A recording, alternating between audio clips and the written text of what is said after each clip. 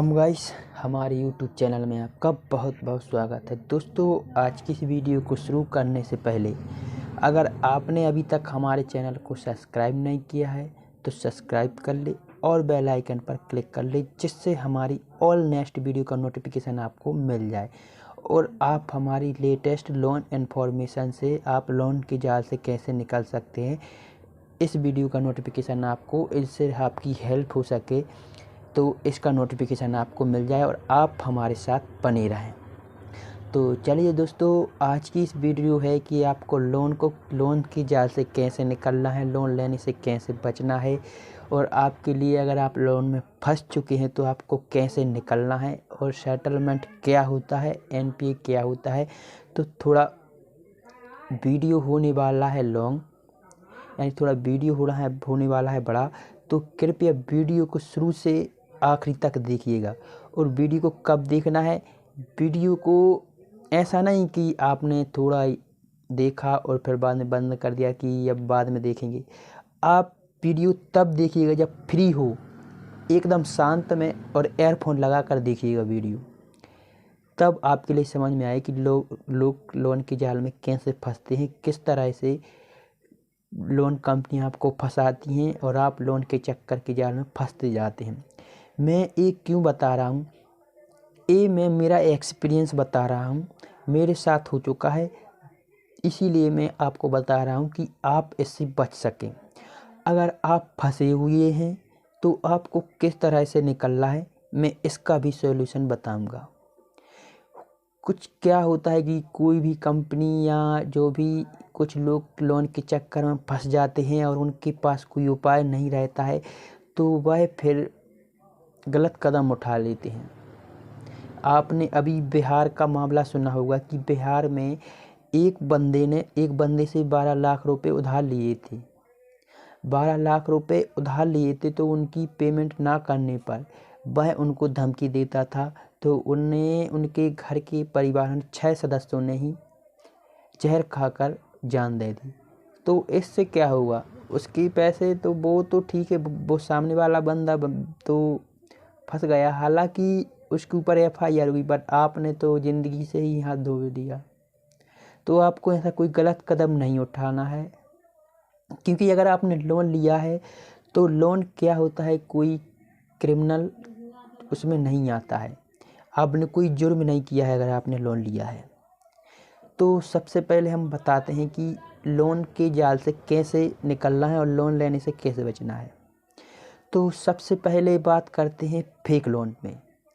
Guys, क्या होता है कि आजकल डिजिटल इंडिया का हर इंडिया ऑनलाइन और डिजिटल हो गया है। हर इंडिया थोड़ा मिस्टेक हो गया, यानी आज का इंडिया ऑनलाइन हो गया है, तो सभी लोग अब मोबाइल यूज करते हैं और ऑनलाइन के माध्यम से फेक लोन का भी आपको फंसाया जाता है। तो गाइस, हम बता दें कि आपको फेक लोन से कैसे बचना है। अगर आपने फेक लोन लिया है गाइस, और अगर आप फेक लोन से निकलना चाहते हैं तो वीडियो को थोड़ा शुरू से आखिरी तक देखना है, आप किस तरह से फेक लोन से बच सकते हैं। तो सबसे पहले अगर लोन लेते हैं आप, तो लोन लेने के लिए क्या चेक करना है आपके लिए। सबसे पहले आपको करना क्या है, आपने RBI registered company, NBFC company registered से ही लोन लेना है। वह कैसे, आप आरबीआई की ओरिजिनल वेबसाइट पर जाकर चेक कर सकते हैं कि कितनी कंपनी एनबीएफसी कंपनी रजिस्टर्ड हैं और कितनी नॉन रजिस्टर्ड हैं। बट जो एनबीएफसी कंपनी रजिस्टर्ड होती है उनका नाम वहाँ पर रहता है, तो उनसे आप लोन ले सकते हैं। और अगर आप फेक लोन के चक्कर में फंस गए हैं तो आपको कैसे पता करना है। पहली बात तो आपको आरबीआई की वेबसाइट पर, ओरिजिनल वेबसाइट पर जाकर चेक कर सकते हैं, तो वहाँ अगर उसका नाम नहीं आता है तो समझ लीजिए कि भाई फेक साइट है। और दूसरी नंबर यह है कि आप जिस भी साइट का फेक लोन देती है तो उसका जो जीमेल होता है उसी के नाम से नहीं होगा, वो किसी जैसे yahoo.com वगैरह, ये जो ऐसी कोई डुप्लीकेटेड ओरिजिनल नाम नहीं रहेगा उनका। कुछ जैसे फ्रॉडलेंट रहते हैं तो वह उसके ओरिजिनल नाम से उसका साइट नहीं रहेगा, यानी जीमेल नहीं रहेगा। जैसे जो ओरिजिनल NBFC लोन कंपनी होती है, जैसे पेटीएम मान लो, तो पेटीएम का उसमें ओरिजिनल paytm.com रहेगा। जैसे कैट भी है रजिस्टर्ड NBFC, तो उसका क्रेडिट पी के नाम से ही रहेगा। मूवी क्विक है तो मूवी क्विक ओरिजिनल ही नाम रहेगा आपके लिए। ये NBFC कंपनी रजिस्टर्ड है तो ये NBFC रहेगा। तो सबसे पहले आपके लिए फेक लोन से बचना है गाइस। तो पहले हमने बता दिया कि आपको फेक लोन आप सिविल में चेक कर सकते हो। अगर वहाँ आपका फेक लोन शो कर रहा है, यानी या फेक लोन आपने फेक से लो लिया है, तो वह आपका सिविल में शो नहीं करेगा। और जो लोन आपकी सिविल में शो करेगा वह रजिस्टर्ड लोन है, NBFC कंपनी से रजिस्टर्ड लोन है, तो उसकी आप पेमेंट कर सकते हैं। और जो आपके लिए आपके सिविल में शो नहीं कर सकता है और आप उनसे लोन लिए हैं, तो आप उनका पेमेंट मत करें। इससे आपका कुछ भी नहीं बिगाड़ सकती, क्योंकि जब वो सिविल में ही शो नहीं करेगा तो आप खाली उनको पेमेंट कर रहे हैं, इससे क्या, तो आप उनको पैसा मत दो, ठीक है। और जो भी फेक लोन लिए तो आप सबसे पहले उन एप्लीकेशन को इंस्टॉल कर दीजिए, ठीक है। और अब बताएंगे आपको कैट कार्ड से कैसे loan company NBFC company registered या लोन या कैट कार्ड आपको किस तरह से फंसाते हैं। तो गाइस मैं ये कोई आपको नहीं बता रहा हूँ कि मैं किसी भी कंपनी के साथ धोखा या धड़ी या उनके साथ धोखाधड़ी नहीं कर रहा हूँ। मैं ये अपना एक्सपीरियंस शेयर कर रहा हूँ गाइस। तो सबसे पहले लोग कैट कार्ड के जाल में कैसे फंसते हैं। आपने देखा कि यार फ्लिपकार्ट या अमेजोन पर ऑफ़र चल रहा है और इसमें इस बैंक का कैट कार्ड का ऑफ़र लगा है, तो आप क्या करते हो कि यार मुझे भी कैट कार्ड लेना है। कुछ लोग इस तरह से फंसते हैं। और कुछ लोग कैसे फंसते हैं, कुछ लोग जैसे पेट्रोल पंप पर जाते हैं तो वहाँ पर पेट्रोल डलाते हैं, तो कुछ एजेंट होते हैं वह कार्ड चिपकाने के लिए आपके लिए कि सर आप कैट कार्ड ले लीजिए, इससे आप पेट्रोल डलाते रहना, इसके लिए आपको ये डिस्काउंट वगैरह मिलेगा। तो ऐसा कुछ नहीं होता है। आपको जितना डिस्काउंट मिलेगा उससे ज़्यादा आपके लिए उसमें GST वगैरह सर्विस चार्ज और फ्यूल सरचार्ज लगा देते हैं। और इस तरह से आप अगर वो जिस तरह से वो कार्ड चिपकाते हैं आपको, इस तरह से आपसे बात करते हैं कि आप उनसे एक्सपीरियंस हो जाते हैं और भाई आपको कार्ड चिपका देते हैं। और कुछ तो वेबसाइट ऑनलाइन आजकल एडवर्टाइज होने लगी है, तो ऑफ़र शो करते रहते हैं, तो आप इस तरह से कैट कार्ड ले लेते हैं। और गाइस क्या होता है, कुछ बैंक अगर जैसे आपका सिविल सही रिकॉर्ड रहता है तो आपको बैंक ही कॉल करके कैट कार्ड दे देती है। मैं ये नहीं बोल रहा हूँ कि कैट कार्ड लेना गलत बात है, कैट कार्ड लो, कैट कार्ड लेना सही बात है, पर कैट कार्ड की यूज अगर आप गलत तरीके से करते हैं तो इस तरह से आप फंस जाते हैं कैट कार्ड के चक्कर में और लोन के चक्कर में। क्या होता है, कुछ बंदे के पास 8-8 10-10 कैट कार्ड कर लेते हैं। जब वो तो कैट कार्ड कंपनी चाहती है कि आप कैट कार्ड लो और आपकी उनसे पेमेंट ना हो, तब उनसे आपसे पैसा वसूल सकें। क्या होता है कि जैसे आप फ्लिपकार्ट अमेजोन साइट पर जाते हो शॉपिंग के लिए, तो वहाँ पर कुछ HDFC बैंक का, SBI कार्ड का, एक्सिस बैंक का ये ऑफ़र शो करते हैं कि इस मोबाइल पर इतने का डिस्काउंट वगैरह मिलेगा। आप फिर बोलते हो कि यार मेरे पास तो SBI का है, HDFC बैंक का कार्ड नहीं है, तो आप क्या करते हो, फिर HDFC बैंक का कार्ड अप्लाई करवा लेते हो। इसी तरह से एक्सिस बैंक का अप्लाई करा लेते हो, ICICI बैंक का, आप मल्टीपल कार्ड रख लेते हो, ठीक है। मल्टीपल कार्ड रखने के लिए सबसे पहले उनके लिए आपको क्या, उसकी एनुअल फ़ीस पेमेंट करनी है, ज्वाइनिंग फ़ीस पेमेंट करनी है। आपका एक नुस्खा नहीं हो गया, ज्वाइनिंग फ़ीस, एनुअल फ़ीस और उनको मैनेज करना, और जैसे तैसे हाँ आप बुक कर लेते हैं, ठीक है। फिर आप जैसे आपने कार्ड ले लिए, फिर आपको क्या हो गई कि जब भी आप ऑनलाइन ई-कॉमर्स साइट पर जाते हैं तो वहाँ पर मोबाइल या जो भी बैनर इलेक्ट्रॉनिक होते हैं तो उन पर सेल लगी रहती है। फिर आप सोचते हो कि यार मेरे पास एक कार्ड है, मैं ये अप्लाई कर लेता हूँ और EMI में करा कर पेमेंट करता रहूँगा, कोई बात नहीं है।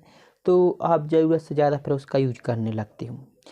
आपके पास मोबाइल है पर आप बोले कि 3 से 4 महीने में ही आप मोबाइल एक्सचेंज कर देते हो, दूसरा बदल लेते हो।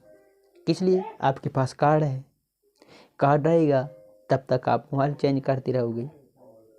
और आप कार्ड चेंज मोबाइल चेंज क्यों करना चाहोगे? क्योंकि आपके पास कार्ड है ना, तो आपके पास वहाँ पर पेमेंट है। जब तक कार्ड रहेगा तो आप पेमेंट, जब तक कार्ड आप यूज नहीं करोगे तो कंपनी को कैसे फ़ायदा होगा? इसलिए वो डिस्काउंट का ऑफ़र देते हैं कि आप किसी ना किसी तरह से आप उनके जाल में फंसो। तो इस तरह से वह आपसे पैसा निकाल लेती हैं। कार्ड लेना बुरी बात नहीं, बट कार्ड का यूज करना बुरी बात है, और वो भी किस तरह से? गलत तरीके से। आप किसी दोस्त वगैरह को पेमेंट करा देते हैं, जैसे दोस्त को EMI पे मोबाइल करा लिया, उसने पेमेंट नहीं दिया तो आप तो फंस गए, आपको पेमेंट तो देना पड़ेगा। अरे बाई चांस अगर दोस्त दे देता है या थोड़ा लेट कर देता है, बट आपको पेमेंट करना, आपके पास पेमेंट नहीं है, फिर आप क्या करोगे? लोन कंपनी जाओगे, यानी मोबाइल डिजिटल लोन है तो आप मोबाइल के थ्रू एप्लीकेशन डाउनलोड करोगे, मोबीक्विक, लेजी पे, मनीव्यू, पेटीएम, पोस्ट पे, कैशबीन, किस्त, इन कंपनी से लोन लोगे। फिर ये लोन क्यों ले रहे हो आप? कार्ड की पेमेंट करने के लिए।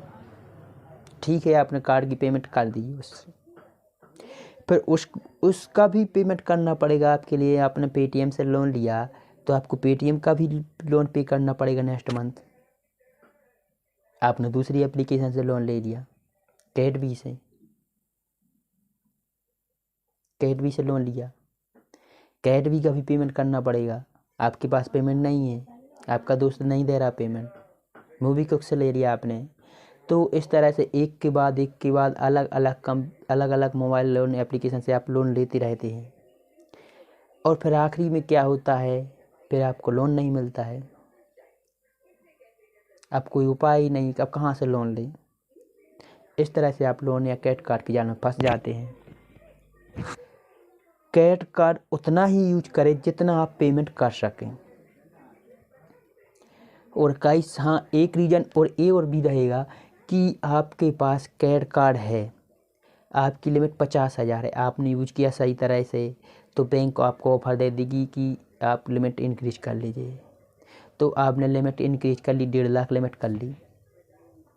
पहले आपका 50,000 यूज करते थे, अब 1.5 लाख यूज करेंगे। तो 1.5 लाख यूज करेंगे, उसमें EMI कराएंगे। EMI में क्या होता है? आप EMI करके मोबाइल परचेस कर लेते हैं कि आपको होता जाएगा तो पेमेंट कराते रहेंगे। ऐसे तो bank company, credit card company को तो फ़ायदा ही है। बट आप जैसे ही लिमिट इंक्रीज करते हैं तो क्या होता है? लिमिट इंक्रीज की, 50,000 थी, 1.5 लाख कर ली, आप यूज करने लगोगी। अभी 50,000 में काम चल जाता था, अब 1.5 लाख यूज करोगे। ये मेरे साथ हुआ है, मैं तभी आपको बता रहा हूँ। आप 1.5 लाख यूज करने लगे, फिर किसी दिन ऐसा आएगा कि आपके पास पेमेंट नहीं होगा तो आप पेमेंट नहीं कर पाओगे। वो ही लोन का चक्कर, आप इस एप्लीकेशन से उस एप्लीकेशन से लोन लोगे, और इस तरह से फिर आपके पास पेमेंट नहीं होगा तो फिर आपको क्रेडिट कार्ड आपको जकड़ लेता है। क्रेडिट या लोन के एप्लीकेशन आपको जकड़ लेती है। किस तरह से? फिर आपको चार्ज पे चार्ज पे करने पड़ते हैं। क्रेडिट कार्ड का आपने फर्स्ट ही आप 50,000 का बिल जनरेट हुआ, आप पेमेंट नहीं कर पाए, उससे क्या होता है? आपको processing fees, GST, service charge वगैरह वगैरह को, इंटरेस्ट चार्ज, ये जोड़ देंगे बिल में। आपका 50,000 का बिल जनरेट हुआ, जब नेक्स्ट बिल जनरेट होगा तो 50,000 वो देना पड़ेगा, और आपका जो नेक्स्ट बिल का मंथ का जनरेट होगा वो देना पड़ेगा, और प्लस जो हमने 5-6 हज़ार बताए हैं वो जोड़ देंगे, उसमें ऐड कर देंगे, वो पेमेंट करना पड़ेगा। इससे क्या है, बैंक को तो फ़ायदा ही होगा, क्योंकि आपसे आपने तो वो तो चाहते ही हैं बैंक की आप इस कार्ड को यूज़ करो और आपसे पेमेंट ना दी जाए, और कब हम आपसे फिर पेमेंट वसूलें। इस तरह से लोन कंपनी आपको और क्रेडिट कार्ड कंपनी आपसे पैसा निकाल लेती हैं। और फिर एक समय ऐसा आता है कि आपके पास कोई पेमेंट नहीं है, ना दोस्त वगैरह दे रहे हैं, ना कोई वगैरह, तो इस तरह आप फंस जाते हैं। फिर आपको क्या करना है, फिर आप यूट्यूब पर सर्च करने लगते हो। यूट्यूब पर मिलता नहीं है, इसलिए मैंने इस टॉपिक पर वीडियो बनाया है कि मेरे साथ जो हुआ वही आपके साथ शेयर कर रहे हैं। तो फिर आपको करना क्या है, तो मैं बताता हूँ। मेरे साथ हुआ है इसलिए मैं आपको बताता हूँ। सबसे पहले मैं ये बात बोलना चाहूँगा कि आपने लोन लिया है, कोई क्राइम नहीं किया है। आपको जब ज़रूरत था तब लोन लिया, आपकी परिस्थिति ऐसी आ गई कि आप लोन लेने में लोन भरने में सक्षम नहीं हैं। आपकी जॉब चली गई या कोई अनहोनी या दुर्घटना घट गई, आप पेमेंट नहीं कर पाए, आपका अमाउंट बढ़ गया, तो आपको पहली बात तो घबराना नहीं। क्योंकि क्या होता है, कुछ लोग घबरा कर आकर कुछ दूर गलत कदम उठा लेते हैं, तो आपको गलत कदम नहीं उठाना है। अब मैं बताता हूँ इसके बाद क्या करना है। मेरे साथ हुआ, मैं आपको वही शेयर कर रहा हूँ।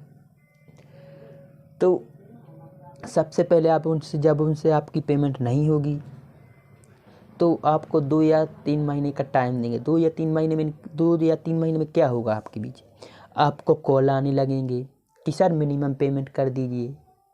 आप मिनिमम पेमेंट करेंगे। मिनिमम पेमेंट क्या होता है, मिनिमम पेमेंट इसलिए कराते हैं कि 3 माह तक अगर कोई अमाउंट पेमेंट नहीं जाता है कंपनी के पास, तो वह लोन या क्रेडिट कार्ड एनपीए में चला जाता है। तो इस तरह से आपके लिए वो मिनिमम पेमेंट का चार्ज करते हैं।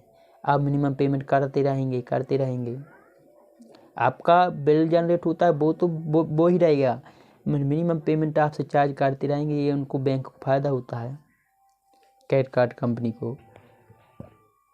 तो आपको इसीलिए वो मिनिमम पेमेंट कराते हैं।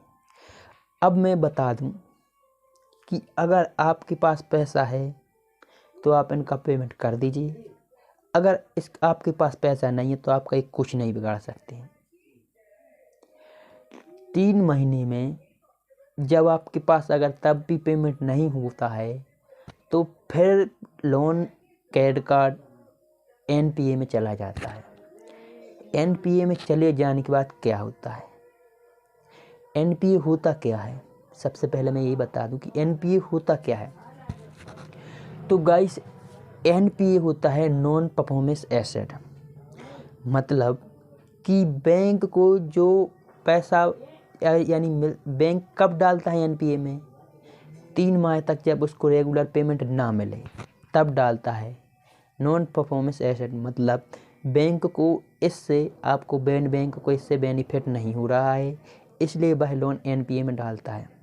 और एनपीए में जाने के बाद बैंक क्या करता है, आपको कॉल करेगा, आपके लिए नोटिस भेजेगा, लीगल नोटिस, और कुछ तो हद ही कर देते हैं। फिर आपको ऐसा कुछ भेजेंगे। अगर तब भी आपके पास पेमेंट नहीं होता है तो फिर वह केस किसको देती है, रिकवरी एजेंसी के लिए। फिर केस जाता है रिकवरी एजेंसी के लिए। तो रिकवरी एजेंसी का काम होता है आपसे पैसा निकालवाना।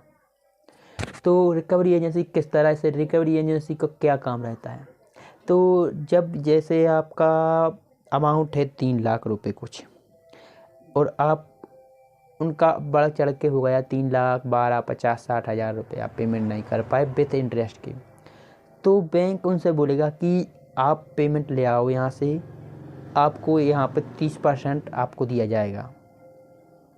जैसे आपका 2 लाख है तो 80-90 हज़ार रुपये रिकवरी एजेंसी के लिए मिल जाता है, इससे उनको बेनिफिट होता है। फिर जब रिकवरी एजेंसी आती है आपके पास तो उनके लिए क्या होता है, उनको तो पैसा निकालना है आपसे, तो वो कुछ भी करेंगे। तो रिकवरी एजेंसी जब आती है तो रिकवरी एजेंसी आपको लिए नोटिस भेजते हैं, कोर्ट का नोटिस भेजते हैं, एक अदालत का नोटिस भेजते हैं, इसका नोटिस भेजते हैं, अलग अलग नोटिस भेजते हैं। नोटिस से आप परेशान हो जाते हैं। और कुछ तो फिर ये इसी जैसे नोटिस आता है तो फिर कुछ गलत कदम उठा लेते हैं। तो आपको गलत कदम नहीं उठाना है, इस वीडियो को शुरू से आखिरी तक देखना है। इसीलिए मैं यह वीडियो लाया हूँ। थोड़ा वीडियो होने वाला है बहुत ही लंबा, तो आपको वीडियो एकदम शांति में देखना है। हाँ, जैसे बैंक अगर नोटिस भेजता है आपके पास क्रेडिट कार्ड कंपनी लोक अदालत का, तो लोक अदालत का मैं नोटिस बता दूँ। लोक अदालत में क्या होता है, अगर आप जाना चाहते हैं तो जा सकते हैं, अगर नहीं जाना चाहते तो आप मत डरिएगा कि आप मेरी जेल हो जाएगी ये वगैरह, ऐसा कुछ नहीं होता है। लोक अदालत में ये होता है कि आप और बैंक का स्टाफ दोनों अगर राजी हैं कि सर मैं इतना पेमेंट करूँगा, क्रेडिट कार्ड कंपनी बोला कि मैं इतना पेमेंट करूँगा, तब उसको लोक अदालत में उसका केस सॉल्व होता है। इस तरह से अगर आपके पास पेमेंट नहीं है तो आप क्या करोगे, कुछ नहीं, आप वापस आ जाओगे, कुछ नहीं होता है ऐसा।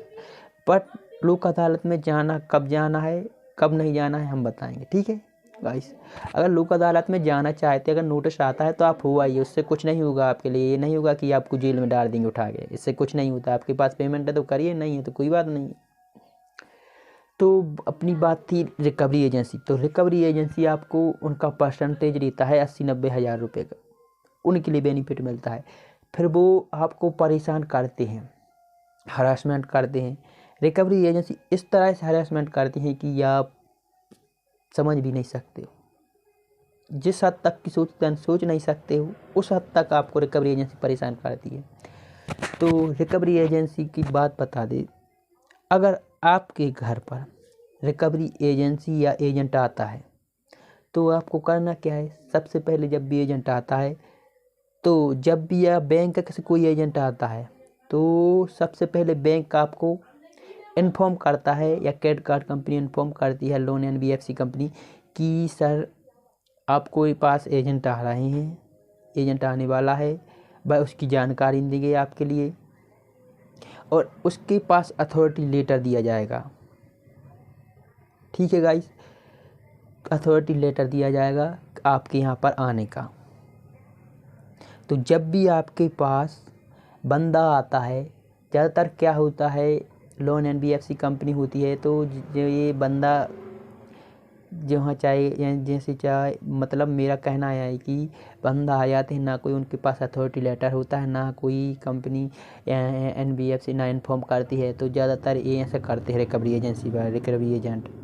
तो सबसे पहले आपके पास जब भी एजेंट आए तो सबसे पहले आपके लिए क्या, अथॉरिटी लेटर लेना है, ID कार्ड मांगना है उससे, तब उनसे बात करिएगा आप। अगर उसके पास ID कार्ड या अथॉरिटी लेटर नहीं है तो आप उससे बोल दें कि आपके पास जब ID कार्ड या अथॉरिटी लेटर हो तब बात करूँगा। अगर वह नहीं मानता है तो आप उसके खिलाफ़ FIR दर्ज करा सकते हो कि थाने में, कि सर ये मुझे परेशान कर रहे हैं, ना ये इनके पास अथॉरिटी लेटर है और ना FIR है, वो किस बैंक से है। तो आप कैसे जानोगे। तो सबसे पहले अथॉरिटी लेटर और ID कार्ड उससे लेना है, ठीक है।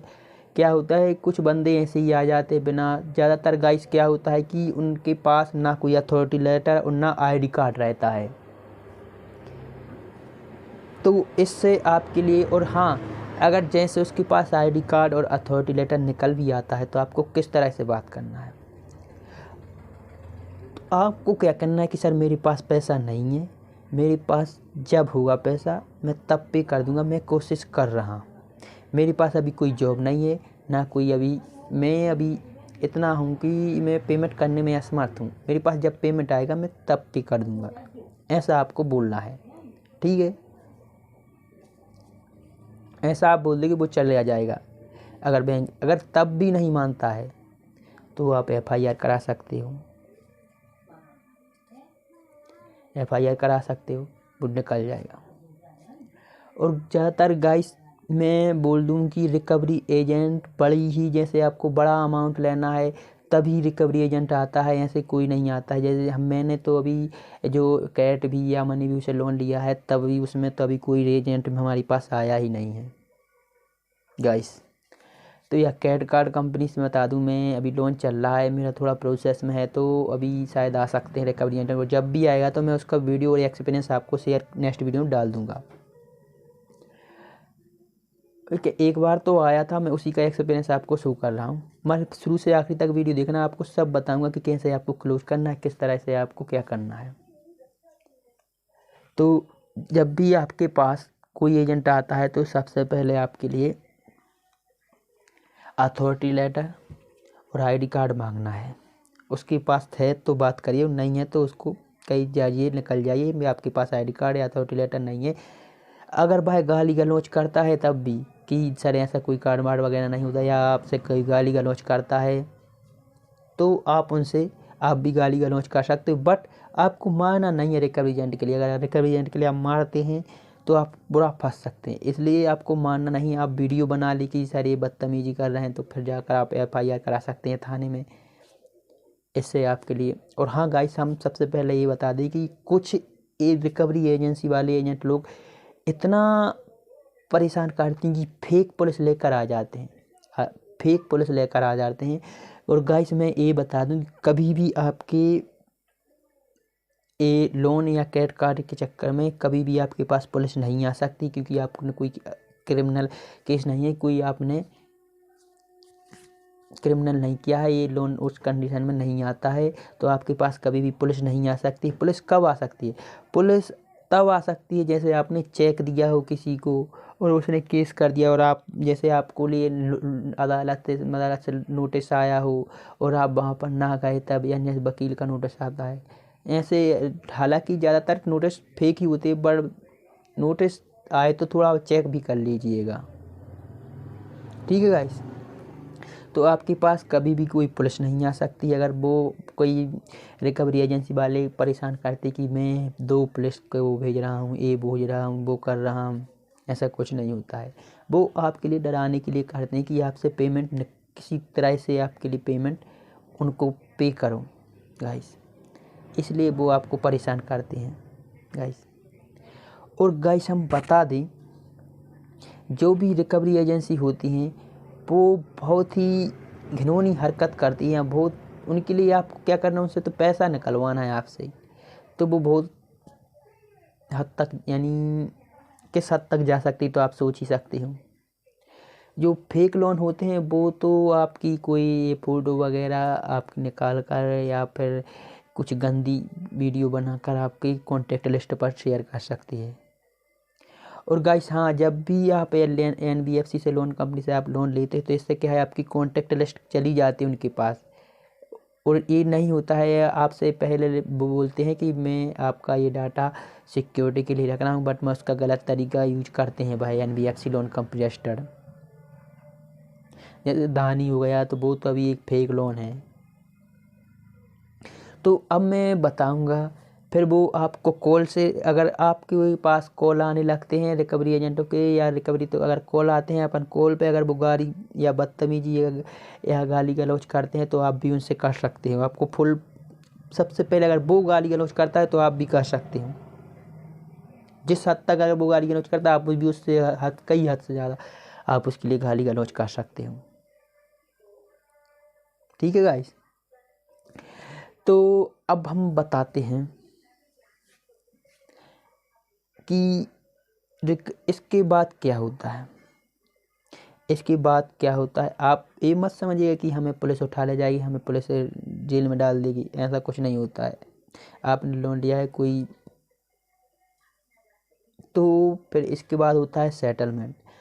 सेटलमेंट कैसे होता है, कैसे किया जाता है, क्या करना पड़ता है जब सेटलमेंट होता है, तो वीडियो का आखिरी तक देखिएगा। तो सेटलमेंट पर आते हैं। तो सेटलमेंट तब होता है जब लोन NPA में चला जाता है और 1 साल से ज़्यादा हो गए हुए आपके अमाउंट का। आजकल तो 8 से 10 महीने हो जाते हैं, तो तब भी सेटलमेंट करा देते हैं। तो सेटलमेंट होता क्या है, सेटलमेंट क्यों किया जाता है और सेटलमेंट के लिए क्या सावधानी रखनी चाहिए। तो हम बता दें सेटलमेंट तब होता है कि जब बैंक को लगने लगे कि इस बंदे से अब पैसा नहीं निकलने वाला है, पेमेंट यहाँ से नहीं मिलने वाला है, तब आपको बैंक ऑफ़र देती है कि सर आपको 20% का डिस्काउंट दे रहे हैं। जैसे आपने 1 लाख का कार्ड है तो आपको वो 20% का डिस्काउंट देगी, सर 80,000 पे कर दो और आपका लोन क्लोज कर लो। ऐसा करते हैं 20। फिर आपको अगर फिर भी आप पे नहीं करते हैं तो फिर आपको कॉल करेंगे, सर 30%, फिर भी नहीं करते 40, 50, यहाँ तक कि आपको 85% तक डिस्काउंट मिल जाएगा सेटलमेंट। और सेटलमेंट आप ये नहीं कि आप खुद बोलो कि सर मैं सेटलमेंट करना चाहता हूँ। अगर आप बोलेंगे तो सेटलमेंट का आपको बहुत ही कम 20, 30, 40% में ही आपका सेटलमेंट करा देंगे वो। बट अगर आपको सेटलमेंट में हैवी डिस्काउंट चाहिए तो आपको कांटेक्ट नहीं करना है, वो खुद ही आपसे कांटेक्ट करेंगे। वो आप खुद ही आपसे कांटेक्ट करेंगे कि सर अभी इतना डिस्काउंट दे रहे हैं, तब आप उनसे कांटेक्ट कर सकते हैं और आपका सेटलमेंट कर सकते हैं। सेटलमेंट के लिए क्या सावधानी है, जब भी आप सेटलमेंट करो तब उनसे आपके लिए सेटलमेंट लेटर लेना है। सेटलमेंट लेना ज़रूरी है। और हाँ गाइस, अगर सेटलमेंट में क्या होता है, 1 शॉट में या 2 शॉट में आप पेमेंट करा सकते हो। अगर आपके पास तब भी अगर जैसे आपने 2 लाख का कार्ड यूज किया और आपके लिए 50,000 में सेटल कराना है डिस्काउंट वगैरह देके, आपको सेटल किस अमाउंट को, जैसे आपका 2 लाख का कार्ड है यानी 2.5 लाख का कार्ड है, तो उसी जबकि इंटरेस्ट में डिस्काउंट नहीं देते हैं, जबकि प्रिंसिपल अमाउंट जैसे 2.5 लाख का कार्ड है तो उसी को डिस्काउंट देंगे, आपको 2 लाख का व्यवहार देंगे और आप 50 में क्लोज करा देंगे। तो 50 आपको कैसे बनना है, अगर आपके पास पेमेंट है तो 1 शॉट में कर दीजिए। अगर तब भी नहीं है तो आप सर हम इतना पे नहीं कर पाएंगे, आप किस्त बनवा लो, किस्त में पे कर सकते हो। बट आपके लिए चेक नहीं देना है। अगर आप चेक दे दोगे तो आप फंस जाओगे। अगर भगवान ना करे अगर आपके पास पेमेंट नहीं है तो ये अपने जहाँ पर आप रहते तो वहाँ से 1000 किलोमीटर की दूरी पर आप पर केस करेंगे और आपको वहाँ पर जाना पड़ेगा। आप वहाँ पर जाओगे, वहाँ पर बेल लेनी पड़ेगी, आप यहाँ से फंस सकते हो। तो इसलिए आपको बेल या जेल भी हो सकती है। तो आपको चेक नहीं देना सबसे पहले, तो चेक नहीं देना। और आपके लिए अगर सेटल कराओ तो आपके लिए 1 शॉट या ईएमआई में करा सकते हो। ईएमआई में आप खुद बताना कि सर ये मेरे अकाउंट से ऑटो डेबिट, या फिर आप किस्त, या आप खुद मैनुअल पेमेंट कर सकते हो ओरिजिनल। और गाइस हाँ, आपको मैं ये बताना भूल गया कि अगर आपके पास रिकवरी एजेंट आता है, वो बोलता है कि सर मिनिमम पेमेंट कर दिए, आज इतना पेमेंट कर दिए, तब भी उनको पेमेंट नहीं देना है आपके लिए जो उन कंपनी आपने लोन लिया है पेटीएम या मोबीक्विक, तो उसी के ओरिजिनल अकाउंट में पे करना है। अगर आप उनको पे कर देंगे तो वो रख लेंगे और कंपनी को बिल्कुल भी नहीं देंगे पैसा, क्योंकि वह उनका बेनिफिट होता है वो। तो इसीलिए तो आते हैं एजेंट लोग, तो उनको नहीं देना है। तो लोन सेटल के लिए आपको लोन सेटलमेंट लेटर लेना है। और आपके पास पेमेंट ना हो तो आप ईएमआई करा सकते हैं, ईएमआई से आप लोन सेटल करा सकते हो। मेरे एक दोस्त ने कराया था, उसका कुछ 1.5 लाख का उसने यूज किया था, यानी उसका 1.5 लाख टोटल हो गया था। उसका एक कार्ड हुआ था 50,000 का, यानी 50,000 का हुआ था। उसके ब्याज लगा के हाँ नहीं हाँ 50,000 में सेटलमेंट किया था। उसका कार्ड कुछ 2 के लगभग था, तो उसने 50 में किया था और वो भी 3 शॉट में किया था। उसने 3 शॉट में उसका पेमेंट करा दिया था उसने, वो भी इसी तरह से फंस चुका था। तो आपको अगर सेटलमेंट नहीं कराना है तो सेटलमेंट में सबसे पहले ये बता दूं कि सेटलमेंट के फ़ायदे और सेटलमेंट के नुकसान। सेटलमेंट कब करना चाहिए, अगर आपके पास पैसा है तो आप इनका पैसा पे कर दें, जिससे आपके लिए आगे भविष्य में लोन लेने में आसानी हो जाती है, आपको भविष्य में लोन मिल जाता है आराम से। और तब भी आपके पास पेमेंट नहीं है या किसी कारण आप कि भी परेशान है कि सर मेरे पास पेमेंट नहीं है, तब आप सेटलमेंट करा सकते हैं। सेटलमेंट कराने के बाद आपकी ये फाइनेंशियल डेट कर देंगे, आपको भविष्य में लोन लेने में दिक्कत आ सकती है, पेमेंट का इशू चलेगा आपके पास। तो इस तरह से वह लोग परेशान करते हैं। और मैंने जैसे कि बताया, अगर आप सेटलमेंट करना चाहते हैं तो आपकी फाइनेंशियल डेट ही करना होता है, तो आप सेटलमेंट करा सकते हैं जब आपके पास कोई उपाय नहीं है। आगे आपको लोन मिल जाएगा, बट सिक्योर लोन तो मिलेगा, अनसिक्योर लोन नहीं मिलेगा। फिर भी आप आजकल बहुत सी कंपनी हैं तो आप लोन निकाल सकते हो। आपको जैसे SBI से आपने कार्ड सेटलमेंट किया तो आप एक्सिस बैंक से लोन निकाल सकते हो, बट लोन कब निकालना जब आपके लिए ज़रूरत हो।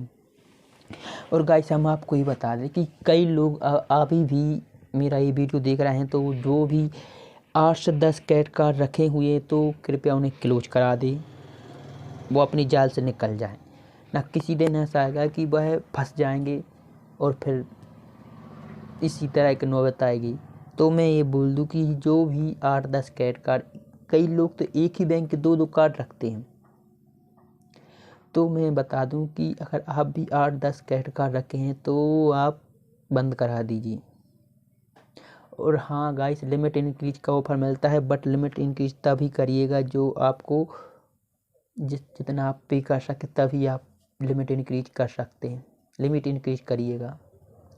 और कभी भी मैं गाइस ये बता दूं कि लोन पे करने के लिए कभी भी दूसरा लोन नहीं लेना चाहिए। आप क्या लोन पे करने के लिए दूसरा लोन लेते हैं तो आप इस तरह से फंसते जाते हैं और आपका लोन कब बड़ा लोन हो जाता है आपको पता नहीं पड़ता है। और गाइस आपको लोन से निकलना है तो आप सबसे पहले छोटा लोन पे करिए, जिससे क्या होगा कि आप छोटा लोन पे करेंगे तो आपका बाइक क्लोज हो जाएगा, फिर उसके बाद दूसरा लोन, फिर उससे बड़ा, फिर उससे बड़ा। इस तरह से आप लोन क्लोज करने यानी लोन से बच सकते हो।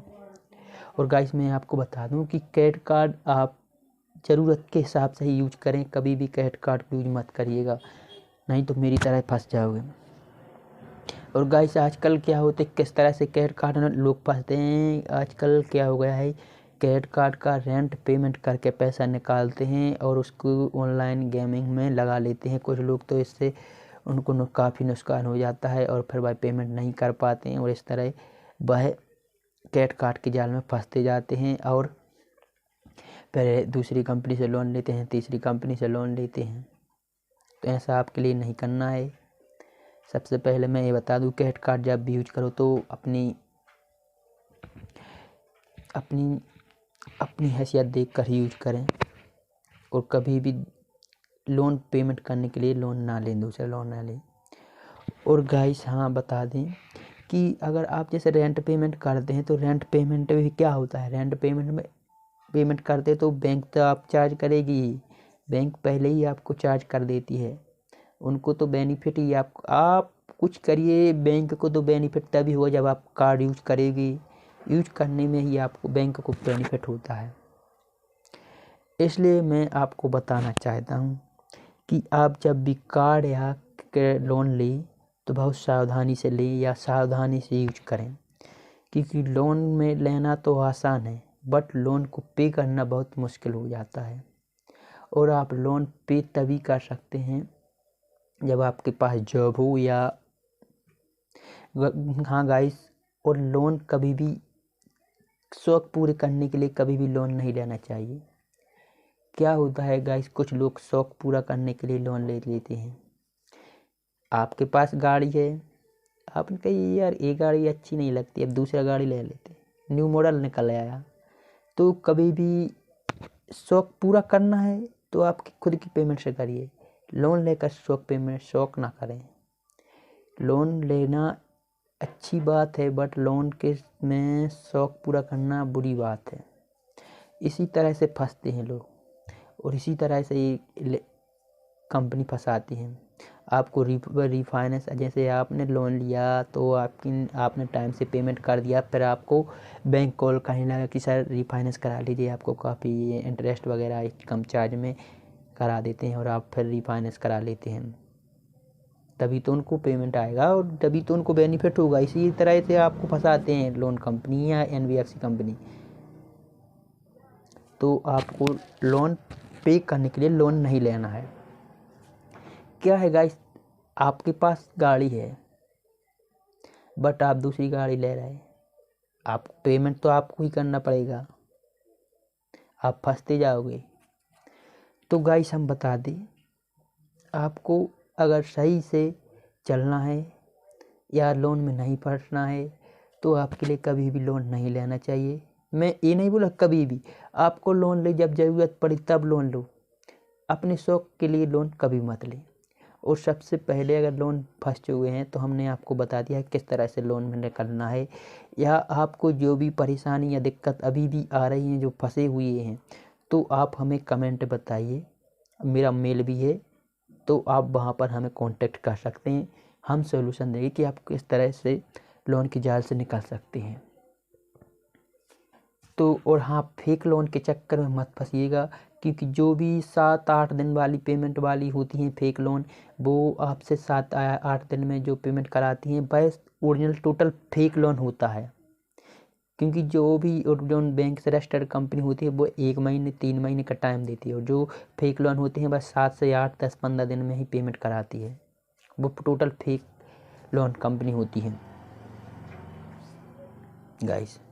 और एनबीएफसी कंपनी होती हैं जो कि आपके लिए हम तो गाइस यही बात कर रहे हैं कि अगर आपको लोन से बचना है तो सबसे पहले आप अपने जो भी लोन चल रहे हैं लोन क्लोज करिए। और हाँ गाइस, अगर सबसे पहले अगर आपके पास 2 या 2 से ज़्यादा कैट कार्ड हैं तो सबसे पहले अपने कैट कार्ड क्लोज करवा दीजिए, तब आप सुखी रहेंगे।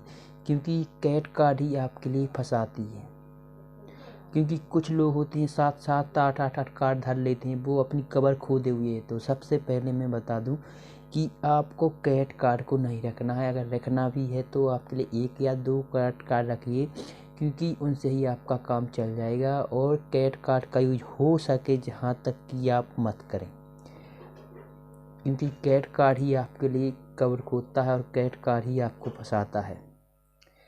तो गाइस, और हाँ, सबसे पहली बात, लोन जब भी ले तो सावधानी पूर्वक लें। लोन किस लिए लेना है आपके लिए। और हाँ, लोन लेने से पहले पहली बात तो आपको मोबाइल एप्लीकेशन के थ्रू लोन नहीं लेना है। अगर मोबाइल एप्लीकेशन के थ्रू लोन लेगी तो आप फंस सकते हो। हाँ, आप बैंक जाकर वहाँ पर संपर्क करके आप लोन ले सकते हैं। क्या होता है, अगर बैंक या इन मोबाइल के थ्रू आप लोन ले लेते हैं तो आप इसमें फंस जाते हैं और इससे ज़्यादा इंटरेस्ट चार्ज करते हैं। कोई कंपनी तो होती है, जैसे मोबीक्विक कंपनी है, एक तो बहुत हाई परसेंट चार्ज करते हैं, जो कि अगर आपने उसका पे लेटर से अकाउंट से आपने अगर पैसा निकाला है, तो मैंने निकाला था 60,000 रुपये, तो उसने 3 ही महीने में 72,000 रुपया कर दिया, यानी 12,000 बढ़ा दी 3 ही महीने में। 3 महीने नहीं, दो महीने में। इतना कौन चार्ज लगाता है भाई, 2 महीने में 12,000 क्या हो। अगर ऐसे कोई बंदा लेगा लोन तो उसका क्या होगा। तो गाइस, आपको लोन सोच समझ कर लेना चाहिए, जब भी आप लोन लो तो सोच समझ कर लेना चाहिए। और हाँ गाइस, मैंने पहले ही बताया, कभी भी शौक पूरा करने के लिए लोन मत लो, क्योंकि शौक के चक्कर में ही लोग फंसते हैं। लोग सोचते कि मैं ये लोन ले लूँगा और मेरा ये इनकम है तो मैं पे कर दूँगा आराम से और ये हो जाएगा, बट रीज़न क्या होता है, उसी चक्कर में लोग फंसते हैं। और गाइस, मैं जहाँ तक कि बता दूँ, कैट कार्ड का पैसा आप कभी मत निकालें, क्योंकि कैट कार्ड से आप पैसा निकालोगे तो कैट कार्ड के जाल में फंस जाते हैं आप, और फिर आपके लिए कोई उपाय नहीं रहता है। और गाइस, ऐसा मैंने मेरे दोस्त के साथ एक बार क्या हुआ था कि उसने बजाज फाइनेंस एक मोबाइल फाइनेंस कराया था। मोबाइल की कीमत थी ऑनलाइन 13,500, जबकि वहाँ पर उसको 14,000 का कुछ पड़ा। बट वहाँ पर उसने EMI पे फाइनेंस किया, बजाज फाइनेंस पे EMI पे फाइनेंस कराया उसने, और उसके साथ क्या हुआ, उसने ऑटोमेटिक अपने अकाउंट से यानी डेबिट EMI ले ली। तो उसके लिए वह मोबाइल अभी की डेट, अभी उसका मोबाइल यानी मोबाइल का पेमेंट ख़त्म हो गया है, बट अभी भी उसके अकाउंट से पैसे कट रहे हैं। तो बजाज फाइनेंस से जब भी मैं तो यही रिकमेंड करूँगा कि आप बजाज फाइनेंस से कभी पैसा ना लें, और कभी भी उससे तो मोबाइल या 0 इंटरेस्ट कह करके 0% पर आपको मोबाइल जो भी कंपनी लोन देती है या मोबाइल या कुछ भी इलेक्ट्रॉनिक फाइनेंस कराती है, तो उसके चक्कर में पड़े ही ना, बहुत ख़राब इंटरेस्ट चार्ज करती है। मेरे दोस्त का मोबाइल 14,000 का, उसके 25,000 रुपये पे पड़ा है। और कैसे लूटती है वो, क्या करते बजाज फाइनेंस वाली, बजाज जैसे आपकी 3 तारीख को पेमेंट है तो क्या करते हैं, ऑटोमेटिक ज़बरदस्ती आपकी किस्त ड्यू कर दे, वो चाहे 2 तारीख को कर दी, अगर 2 तारीख के तो आपकी 1 तारीख को कर दें, और आपकी पेमेंट यानी डेट बढ़ाते जाते हैं, घटाते जाते हैं। उनका काम ही है आपको किसी तरह से लूटना। तो गाइस मेरा मोटो यही रहेगा कि आप अगर जिस कंपनी से लोन ले चाहते हैं तो उससे आप 0 इंटरेस्ट वाली उस पर मत पड़ें। आप जो भी मोबाइल लेना चाहते हैं तो आप नगद में ले लें या फिर कोई दोस्त वगैरह से उसके EMI करा लें। ओनली बजाज फाइनेंस के चक्कर में मत पड़ना, क्योंकि बजाज फाइनेंस काफ़ी, और उसमें क्या कुछ बंदे होते जो ऑटोमेटिक डेबिट EMI ले लेते हैं, तो उसमें जो ECS होता है वो हर मंथली ECS कटता है। तो उसमें बजाज फाइनेंस कैसे काटता है, जैसे आपका 5 तारीख को पेमेंट है मंथली, तो अगर 5 को आपका है तो वो 4 को करेंगे, और 4 को जब पैसा अगर अकाउंट में नहीं होगा तो आप 5 को करेंगे, तो 5 को भी अगर किसी का आपके अकाउंट में पैसा नहीं जाए तो वो 5, 6, 7 ECS चार्ज बाउंस कराता रहता है। इससे आप क्या, अगर पेनल्टी 300 रुपया ECS चार्ज की हो तो फिर आप देख लो महीने में कितना हो जाता है। आपका अकाउंट साफ हो जाएगा बजाज फाइनेंस में।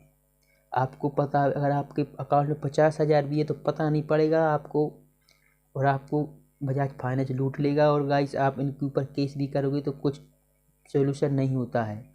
ऐसे हमारे साथ कई बार यानी हमारे फ्रेंडों के साथ हुआ है। तो आपको ही बता दें कि इसमें ECS चार्ज है वो लगाते रहते हैं, 5 को, 6 को, 7 को। अगर ना ECS का क्या फंडा रहता है गाइस, ECS का ऐसा रहता है कि अगर 5 को पेमेंट है, अगर 5 को आपने आपके अकाउंट में पेमेंट नहीं होती, फिर 6वीं तारीख को या 6 तारीख को आपको फिर मैनुअल पेमेंट करानी पड़ती है।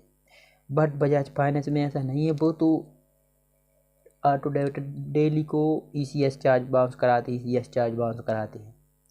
तो बजाज फाइनेंस के चक्कर में मत पड़ना, ना बजाज फाइनेंस का कोई भी कार्ड मत लेना है तो SBI बैंक का ले लेना क्रेडिट कार्ड। बजाज फाइनेंस में मत पड़ना, उसमें बहुत हैवी चार्ज लगाते हैं, और 0% के कर।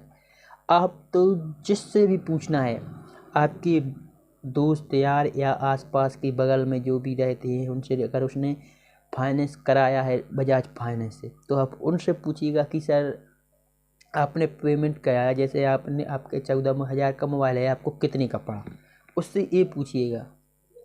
और आप उससे ये भी पूछिएगा कि आपको कितना चार्ज लगा और ECS कितना कटा। हर बंदे की यही कहानी है कि उसको ECS चार्ज लगता ही है और उसकी पेमेंट ड्यू होता है।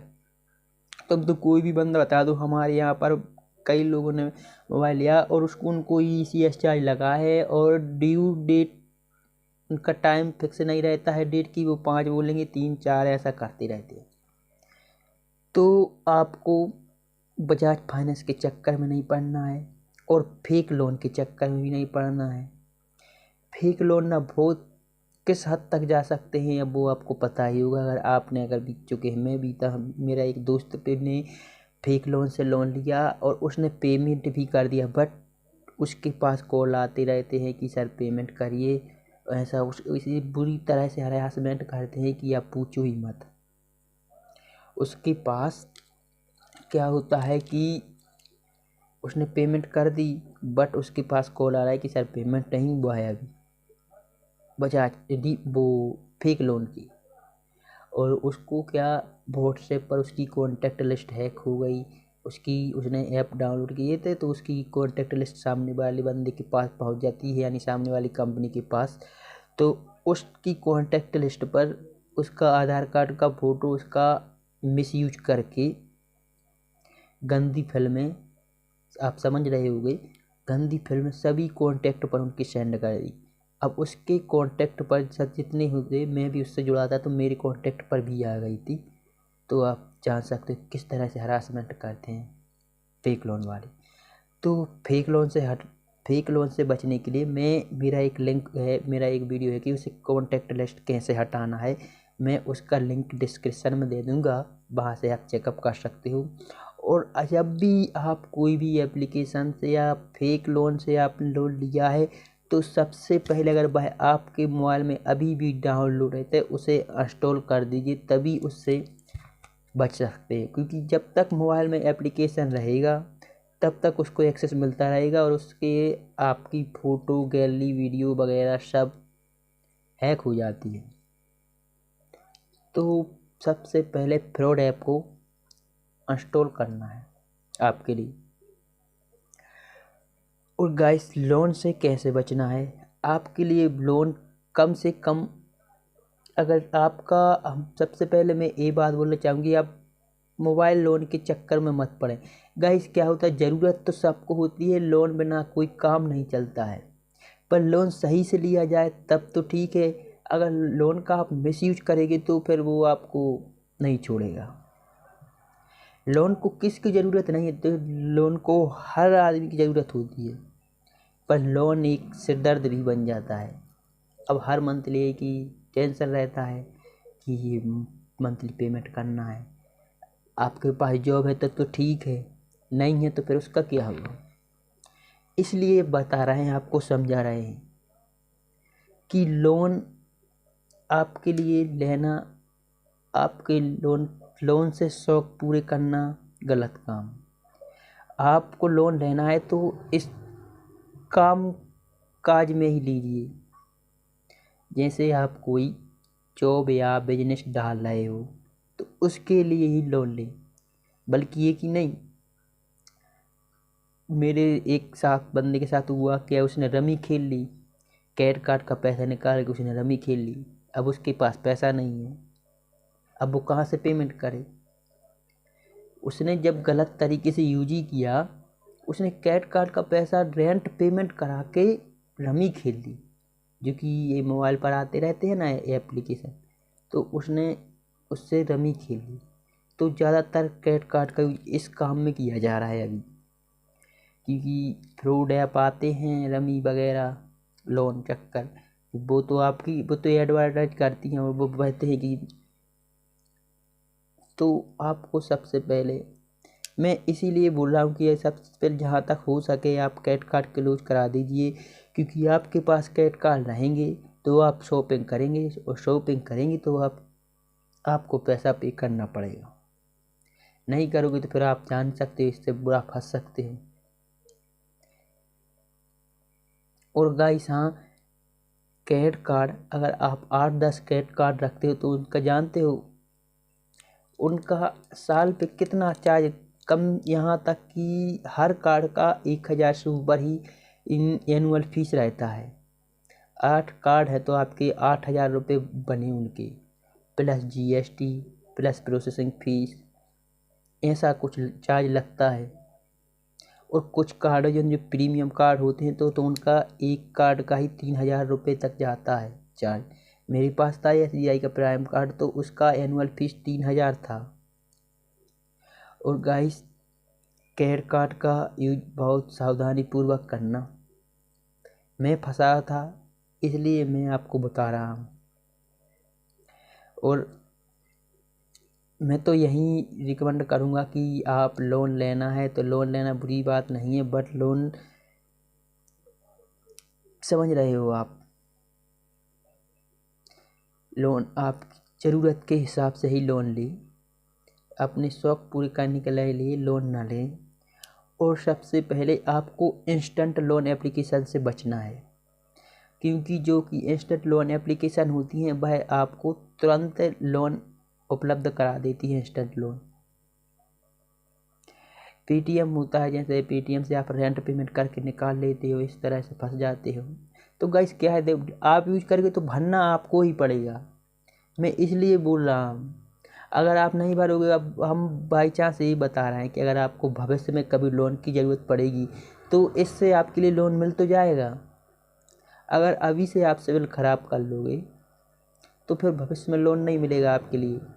इसलिए मैं बता रहा हूँ कि कुछ यूट्यूबर होते हैं कि फेक ऐप है, उससे लोन लूट लीजिए, लोन निकाल लीजिए।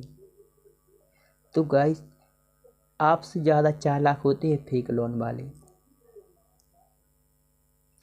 तो मैं बता दूं कि आपको किसी लोन के चक्कर में पड़ना नहीं है। जब भी लोन चाहिए बैंक से आकर कांटेक्ट कीजिए और सही इंटरेस्ट के साथ लोन लीजिए, जिससे आप, और हाँ, जब जो भी हो, जब भी लोन लेके आप इतना पेमेंट कर देंगे, अगर आपकी जॉब चली जाए तब भी उसे सोच समझ कर ही लोन लेना है आपके लिए, कि नहीं तो आपने जॉब लोन लिया और आप फिर पेमेंट नहीं कर पाते हैं। इसी तरह कुछ लोग परेशानी में आकर गलत कदम उठा लेते हैं। तो मैं यही बताऊंगा कि लोन एक बहुत बड़ी बीमारी हो चुका है आज के ज़माने में, और वो पहले से ही चला रहा है, जो कि कर्ज में डूबा होता है आदमी। क्या है, भारत के लोगों को कर्ज लेना बन गया है, उसकी आदत बन गया है। हर कोई बंदा आजकल स्टूडेंट वगैरह, student loan application, instant loan, मुद्रा लोन, ये लोन वो लोन निकाल लेते हैं, बाद में फंस जाते हैं, अभी पैसा नहीं, अभी कहाँ से पे करेंगे। तो मैं इसीलिए बोल रहा हूँ, अभी आप लोग पढ़ रहे हो तो पढ़ाई कीजिए, लोन के चक्कर में क्यों पढ़ते, वो तो माँ बाप देख लेंगे। आप निकाल लेते हो अपने शौक के लिए, आप सिविल खराब कर लेते, फिर भविष्य में जब जरूरत पड़ती है बड़े लोन की तो कहिए पे लोन नहीं मिल रहा है। तो मैं इसलिए बोल रहा हूँ कि लोन के चक्कर में ना पड़ें और अपनी ज़िंदगी जिए, कम पैसों से जिए, अच्छी ज़िंदगी जिए गाइस। और मैं बता दूं, आपने अगर अभी भी लोन लिया है तो उसे क्लोज करा दीजिए, या क्रेडिट कार्ड लिया है तो उसका सही से यूज करना। या फेक लोन के चक्कर में फंसे तो मेरी वीडियो देख लेना फेक लोन वाली। तो यही है कि आपको लोन लेना है तो सही अपनी हैसियत के हिसाब से लोन ले, हम बता ऐसा नहीं कि आपको आपकी ईएम, यानी आप जॉब कर रहे हो, आपकी जॉब आ रही, जॉब की पेमेंट आ रही 10,000, आप लोन ले चुके हैं 12,000 का, यानी आपका मंथली पेमेंट 12,000 जा रहा है। तो आपकी जब जॉब, यानी आपकी मंथली सेविंग 10,000 है, तो फिर आपने 12,000 मंथली सेविंग वाला लोन क्यों लिया? इससे तो आप फंसोगे आपका, कि आपको उसी में घर का खर्च देखना है, आपके बीवी बच्चों का देखना है। मैं इसलिए बोल रहा हूँ लोन के चक्कर में ना पड़ें। अब देखो, लोन लेना गलत बात नहीं है, मैं लोन किस लोन से मैं यही बताऊंगा कि लोन आप जब भी लो तो सोच समझ कर लोन लो। और हाँ गाइस, जो स्टूडेंट वगैरह या घर पर नहीं बताते हैं कि हमने लोन लिया है, तो गाइस ऐसा मत करें। लोन जब भी लो तो आपके घर से कांटेक्ट करके माँ बाप से बात कर लें कि सर भाई कि हम ये लोन ले रहे हैं, ये सही है कि नहीं, हम लोन निकाल लें। ऐसा आप घर को भी बताएं।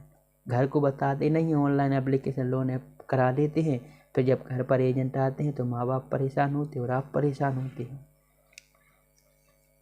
तो मैं ये बता दूं कि जब भी लोन ले तो आपको फैमिली में सभी से कांटेक्ट कर ले कि मैं लोन ले रहा हूँ। इससे क्या है, आपके लिए ही सही रहेगा क्योंकि घर वालों को पता रहेगा तो वो भी आपकी कुछ हेल्प कर सकते हैं।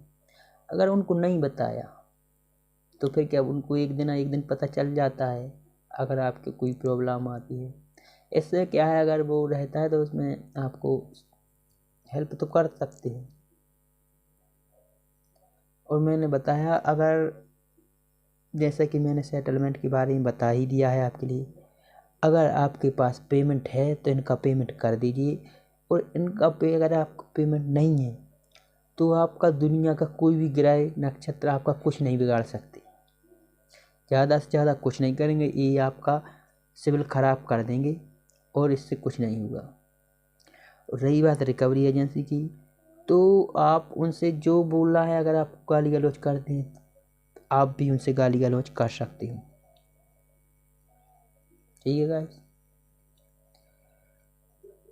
और हाँ गाइस, जब भी लोन एनपीए में चला जाता है तो आपको पेमेंट नहीं करना है, आप फिर उसके बाद सेटलमेंट ही करा सकते हैं, या फिर लोन क्लोज करना है तो पूरा टोटल लोन क्लोज कीजिए। हाँ, और guys, loan close minimum payment के चक्कर में मत पड़िएगा, क्योंकि मिनिमम पेमेंट में उनका कुछ नहीं होता है। मिनिमम पेमेंट से आप ही इंटरेस्ट चार्ज कर रहे होते हैं, इंटरेस्ट पे इंटरेस्ट चार्ज करते रहते हैं, और फिर बाद में पता पड़ता है कि मैंने जितना पैसा पे किया वो तो कुछ बना ही नहीं टोटल, आप वो इंटरेस्ट ही पे करते रहे। तो मैं यही बता रहा था कि आप जब भी पेमेंट कर या मिनिमम पेमेंट करते हैं तो मिनिमम पेमेंट मत करिए, और रिकवरी एजेंट के लिए पैसा मत देना है। और गाइस, हाँ, आपको ये और बता दी कि जब भी आप चेक दो किसी को तो सोच समझ कर चेक ही दे। जब आपके अकाउंट में पैसा हो, या मैं बोलूँ तो कभी भी लोन कंपनी के लिए या एनबीएफसी कंपनियों के लिए लोन नहीं देना है, नहीं तो आप इसके चक्कर में आकर फंस सकते हैं। और इससे क्या होगी, वो आपके ऊपर केस कर सकती है और आपको फिर जेल जाना पड़ सकता है। तो मेरा वीडियो का इस टॉपिक पर यहीं था कि आप जब भी चेक देते हो किसी को तो सोच समझ कर दें। और अकाउंट में से ईसीएस का मैंने जैसा कि बताया था पहले भी, कि जब भी आप ईसीएस कराएं तो भी सोच समझ के कराएं। अगर आप ईसीएस या आपने लोन लिया है और आपका ईसीएस चल रहा है अभी भी, और आप बीच में बंद करा देते हैं तो इसके ऊपर भी आपके ऊपर कार्रवाई हो सकती है। क्यों बोल रहा हूँ मैं ये, इसलिए बोल रहा हूँ कि आपका ईसीएस, इसलिए ये नियम है, अगर कोई भी बंदा ईसीएस करता है और ईसीएस का पेमेंट नहीं कर पाता है, वो इससे कुछ नहीं, अगर आपके अकाउंट में पैसा नहीं है तो उससे कोई दिक्कत नहीं। बट अगर आप ईसीएस आपके अकाउंट में एक्टिवेट है और आप ईसीएस को क्लोज करते हो बीच लोन में, आपका पेम लोन चल रहा है और आप ईसीएस क्लोज करते हो, तो इसके ऊपर आपके लिए बैंक या एनबीएफसी लोन कंपनी आपके ऊपर कार्रवाई कर सकती है। इसी तरह चेक का है, इसी तरह लोन और चेक का ईसीएस और लोन दोनों एक ही हो गए हैं अभी। ईसीएस है जो इलेक्ट्रॉनिक के माध्यम से पेमेंट करते हैं ऑटोमेटिक, आपके चेक और जैसे कि जो तो शुरू से ही चला आ रहा है।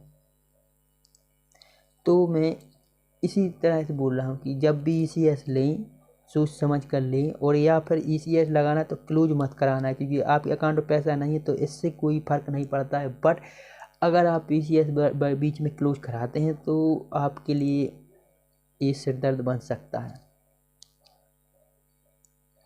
ये आपको जेल की हवा दिला सकता है चेक का। और हाँ गाइस, मैं नोटिस का बता दूं, जब भी आपके पास कोई नोटिस आता है तो थोड़ा उसे चेक कर लीजिए। अगर व्हाट्सएप पर या मेल पर जो भी नोटिस आता है तो उस पर कोई ध्यान नहीं देना है, वो ज़्यादातर फेक ही नोटिस होते हैं। अगर आपके पास घर पर नोटिस आता है, जैसे अगर लोन एनबीएफसी कंपनी से नोटिस आता है तो थोड़ा चेक कर लें। ज़्यादातर अगर बैंक का नाम लिखा और ऑफिशियल लिखा है, अगर आपका नाम है तो चेक लीगल ने नोटिस और ये अदालत के नोटिस चेक कर लेना। ज़्यादातर ये फेक ही नोटिस होते हैं। अभी तक मैंने कहीं भी नहीं सुना है कि अभी किसी भी लोन या एनबीएफसी कंपनी ने कहीं पर केस किया हो। पहली बात तो ये एनबीएफसी कंपनी है, वह आपको पेमेंट ही 10,000 से 1,00,000 के बीच में दे सकती है, जितना कि वह भूल सकें और उतना ही आपसे कमा सके। इसीलिए वह लोन ही इतना देती है कि आपको यानी इनको इसकी ज़रूरत ना पड़े। और बैंक का है, बैंक देता है बड़ा बड़ा लोन। और गाइस हाँ, आपको बता दें, अगर आपने सिक्योर लोन लिया है, प्रॉपर्टी लोन वगैरह कुछ ये वगैरह, आपकी उसकी EMI भी डिफ़ॉल्ट चल रही है, तो हाँ गाइस, सिक्योर लोन का भी सेटलमेंट होता है। बट अगर उस सिचुएशन में उस बंदे के साथ ऐसी घटना घट गई हो, तब वह कोर्ट लोक अदालत जा सकता है और वहाँ पर अपना पक्ष रख सकता है, तो वहाँ पर भी उसकी सुनवाई की जाएगी। गाइस लोन का होता क्या है, लोन लेना बुरी बात नहीं है, बट लोन में किस तरह फंसते हैं लोग। किस लोन आपने लिया, आप लोन सब पे करते हैं, मगर किसी न किसी कारण में फंस कर लोन पे नहीं कर पाता। तो इससे क्या है, लोन NBFC कंपनी कुछ समझती नहीं है और वो परेशान करने लगती है। तो आपको इन लोन NBFC कंपनी से डरना नहीं है, ठीक है। NBFC कंपनी से लोन, NBFC कंपनी से आपको डरना नहीं है। आपके लिए अगर हाँ, अगर आप क्या होते हैं, कुछ लोग फ़ोन उठाना बंद कर देते हैं। फ़ोन उठाओ, आपको उनसे कुछ डरने की बात नहीं है। फ़ोन उठाइए, बात करिए, उनको टाइम बता दें कि सर मेरे पास इतना टाइम रहता है, मैं अभी काम के लिए जाता हूँ, तो बता दें कि मैं इतनी बजे कॉल कीजिए तो मैं बात कर लेता हूँ।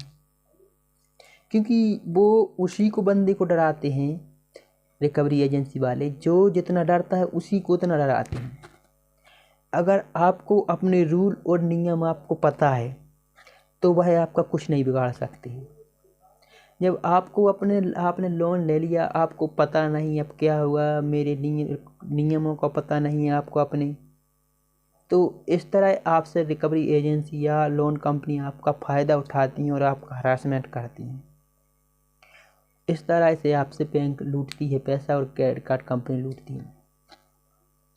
जब आपको अपने रूल और नियम पता होंगे, तब क्या करेगा। आपको अधिकार तो है, आप बता सकते हो, मैं बता रहा हूँ आपको अधिकार अपने। जब भी कोई एजेंट आपके घर पर आता है, सबसे पहले आपको ID कार्ड, अथॉरिटी लेटर लेना है। और वह अगर उसके पास नहीं होता है और तब भी वह बदतमीजी करता है, तो उसके FIR करा सकते हो, 100 नंबर पर कॉल कर सकते हो, थाने भेज सकते हो। उसके लिए पुलिस आपकी सुनेगी। पुलिस आपके पास आएगी नहीं। अगर आपने लोन लिया है तो आपके पास आपने लोन क्रिमिनल केस नहीं है, आपके यानी कोई जुर्म नहीं किया है, लोन है ना, कभी उसकी श्रेणी में नहीं आता है लोन जुर्म की। हाँ, सिविल केस की श्रेणी में आता है, पर सिविल में कुछ नहीं होता है। सिविल केस में उसमें ऐसा ये सुनवाई होती है। लोक अदालत से जब भी होता है तो आपकी सुनवाई की जाती है। जैसे कुछ लोग लोक अदालत जाने से डरते हैं, तो मैं आज लोक अदालत का बता दूं कि लोक अदालत में कुछ नहीं होता है। लोक अदालत में जज ही होते हैं और वहाँ पर दोनों पक्षों, ज़्यादातर जज होते हैं, पक्ष कहाँ का रखते हैं, बैंक वालों का। बट मैं आपको बता दूं, जब तक दोनों ही राजी नहीं होंगे तो क्या करेगा काजी। मतलब जब दोनों पक्ष सहमत होंगे तभी केस क्लोज होगा। अब बैंक वालों ने बोल दी, बैंक को चाहिए आपसे 3 लाख रुपए, आपने बोला हमारे पास नहीं है, तो क्या हुआ। इससे लोक अदालत में कुछ नहीं होता है, आप आ जाओगे वापस, आपके ऊपर कुछ नहीं कर सकता है। तो आप सोचते हो कि हमारे लिए जेल डाल देंगे, ऐसा कुछ नहीं होता है। तो अगर लोक अदालत से नोटिस आता है या लोक अदालत आपको बुलाया है, तो आप बेखौफ जाइए और अपना पक्ष रखिए कि सर मेरे पास इतना पेमेंट है, मैं इतने में लोन क्लोज कराना चाहता हूँ। बैंक राजी हो जाता है और आप राजी हैं, तो आपका केस क्लोज हो जाता है। फिर क्या दिक्कत, किसी को तो कोई दिक्कत नहीं है। इस तरह आप लोन से बच सकते हो। मैं तो बता दूं कि आपके पास क्रेडिट कार्ड है तो आप क्रेडिट कार्ड को क्लोज करा दिए और आप अपनी ज़िंदगी जिए अच्छी, आराम शांति से।